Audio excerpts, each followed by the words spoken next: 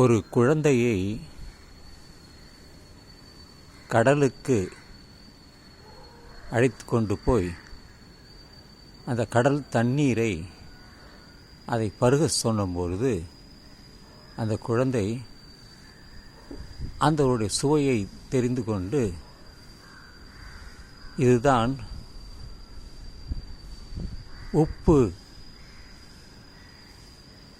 அதனுடைய சுவை உப்பாக இருக்கிறது என்று சொன்னார். அதுபோல தேனை வாயில் வைத்த பொழுது அதே குழந்தை அது நன்றாக இருக்கிறது என்றது. அதுதான் இனிப்பு என்று சொன்னார்கள். பாவக்காயை கொடுத்து இதை கடித்துப்பார் என்னும் பொழுது அதற்கு முகமே மாறிவிட்டது. இதுதான் கசப்பு என்று சொன்னார்கள்.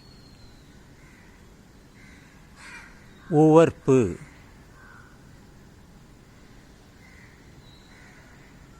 உரைப்பு. மிளகாயை கொடுத்தால் அது காரமாக இருக்கும்.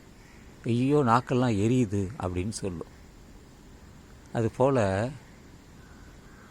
ஒரு இழுப்பம் பழத்தை கொடுத்து சாப்பிட சொன்னால் அது ஒரு மாதிரி இருக்கும்.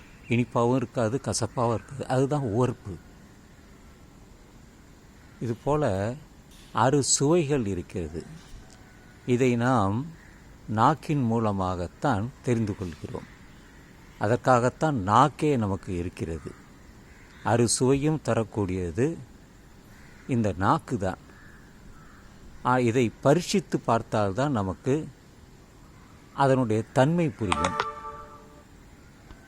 எல்லா பொருள்களுமே அதனுடைய தன்மையில் இருக்கிறது. அதை நாம் தெரிந்து கொண்டால்தான் அதனுடைய தன்மை எது என்று மற்றவர்கள் மூலம்தான் நாம் தெரிந்து கொள்கிறோம். அப்படித்தான் நாம் தெரிந்து கொண்டுள்ளோம். எல்லாவற்றையுமே அப்படித்தான் தெரிந்து கொண்டுள்ளோம். எனவே கடவுள் இருக்கிறாரா இல்லையா என்றால் சிலர் இருப்பதாக சொல்வார்கள், சிலர் இல்லை என்பார்கள்.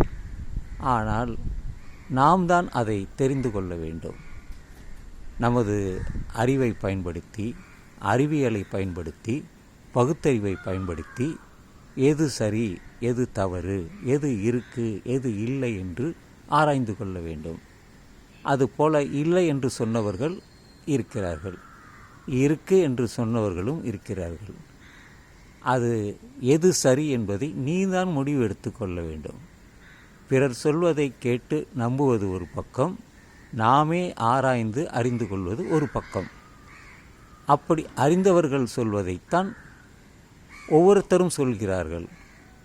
ஆதலினால் அவர் சொன்னார், இவர் சொன்னார் என்று கேட்டு நம்புவதை விட நாமே அதை அறிந்து உணர்ந்து கொள்வதுதான் அறிவு, பகுத்தறிவு.